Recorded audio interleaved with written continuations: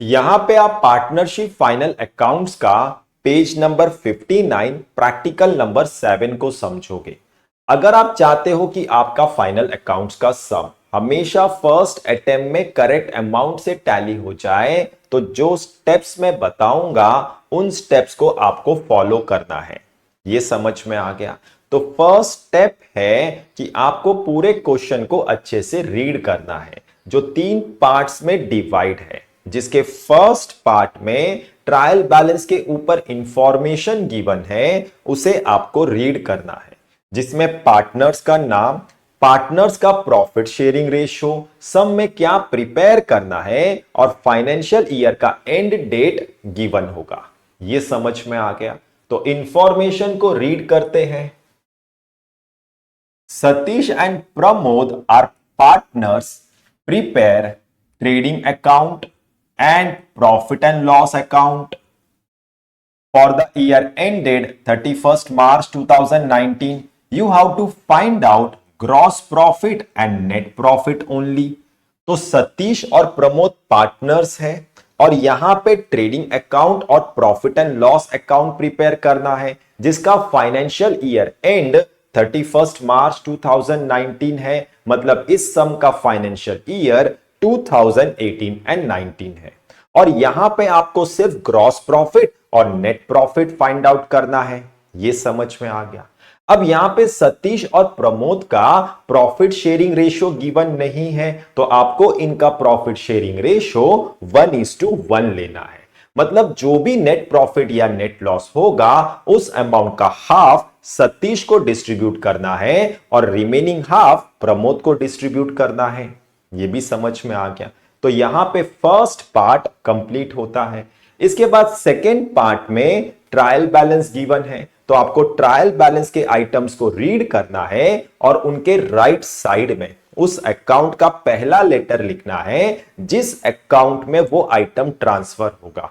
जैसे कोई item trading account में ट्रांसफर होगा तो टी लिखना है, प्रॉफिट एंड लॉस अकाउंट में ट्रांसफर होगा तो पी लिखना है, अगर कोई आइटम एसेट है तो ए लिखना है और अगर कोई आइटम लायबिलिटी है तो एल लिखना है।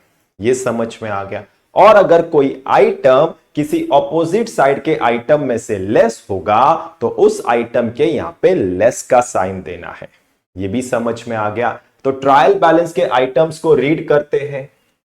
स्टॉक 1/4/2018 ये ओपनिंग स्टॉक है, ट्रेडिंग में ट्रांसफर होगा। अगर ये डेट गिवन नहीं होता तो भी आपको ट्रायल बैलेंस के स्टॉक को ओपनिंग स्टॉक ही कंसीडर करना है। ये समझ में आ गया? इसके बाद परचेसेस ट्रेडिंग में ट्रांसफर होगा, वेजेस ट्रेडिंग में ट्रांसफर होगा, इंश्योरेंस प्रॉफिट एंड लॉस में ट्रांसफर होगा, unproductive wages profit and loss में ट्रांसफर होगा, warehouse rent profit and loss में ट्रांसफर होगा, carriage outward profit and loss में ट्रांसफर होगा, सेल्स रिटर्न इस सेल्स में से लेस होगा तो यहां पे लेस का साइन देना है, export duty profit and loss में ट्रांसफर होगा और कस्टम ड्यूटी ट्रेडिंग में ट्रांसफर होगा, सन्ड्री डेटर्स एसेट है, इन्वेस्टमेंट्स एसेट है, फैक्ट्री रेंट ट्रेडिंग में ट्रांसफर होगा, postage and Telegram profit and loss में ट्रांसफर होगा, सेल्स ट्रेडिंग में ट्रांसफर होगा, डिविडेंड प्रॉफिट एंड लॉस में ट्रांसफर होगा, परचेसेस रिटर्न इस परचेसेस में से लेस होगा तो यहां पे लेस का साइन देना है, सन्ड्री क्रेडिटर्स लायबिलिटी है, 10% bank loan with effect from 1/7/2018 liability है, other receipts profit and loss में ट्रांसफर होगा। ये समझ में आ गया?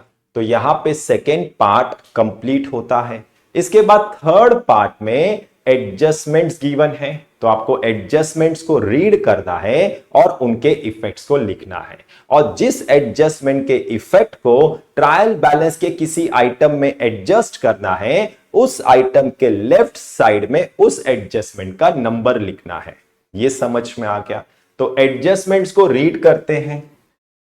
तो फर्स्ट एडजस्टमेंट है the closing stock is valued at ₹15,400। तो इस 15,400 क्लोजिंग स्टॉक का एक इफेक्ट ट्रेडिंग के क्रेडिट साइड में ट्रांसफर करना है।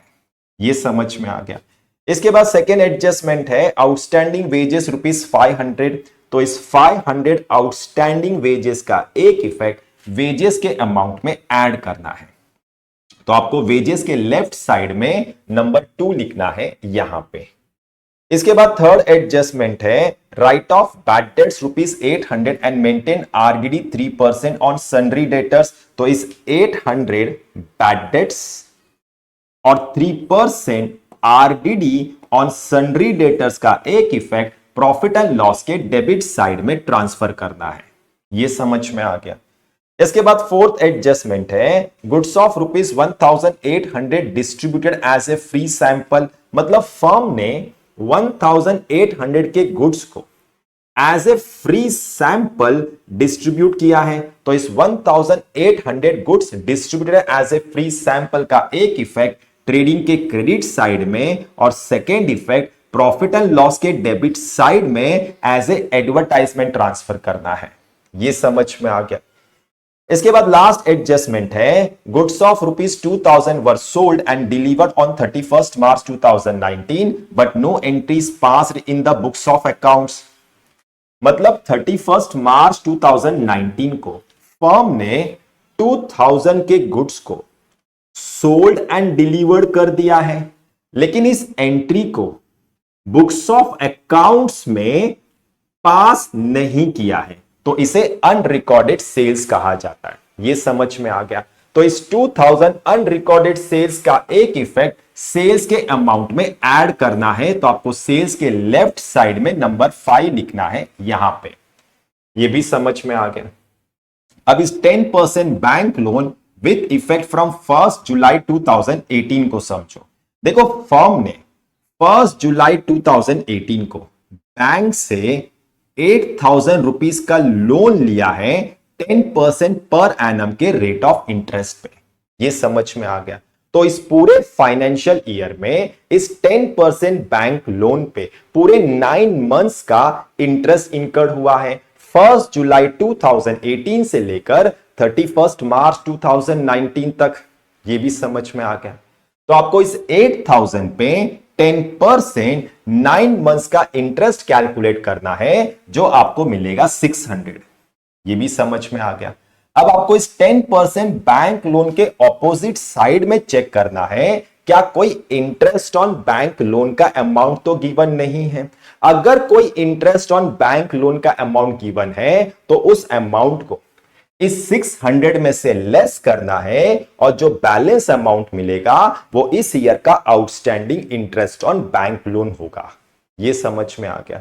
अब यहां पे कोई इंटरेस्ट ऑन बैंक लोन का अमाउंट गिवन नहीं है, मतलब ये पूरा 600 इस ईयर का outstanding interest on bank loan है। ये समझ में आ गया। तो इस 600 outstanding interest on bank loan का एक इफेक्ट प्रॉफिट एंड लॉस के डेबिट साइड में ट्रांसफर करना है। ये भी समझ में आ गया। तो यहां पे फर्स्ट स्टेप कंप्लीट होता है, जहां पे आपको अच्छे से समझ में आ गया होगा कि आपको फर्स्ट स्टेप में क्या करना है।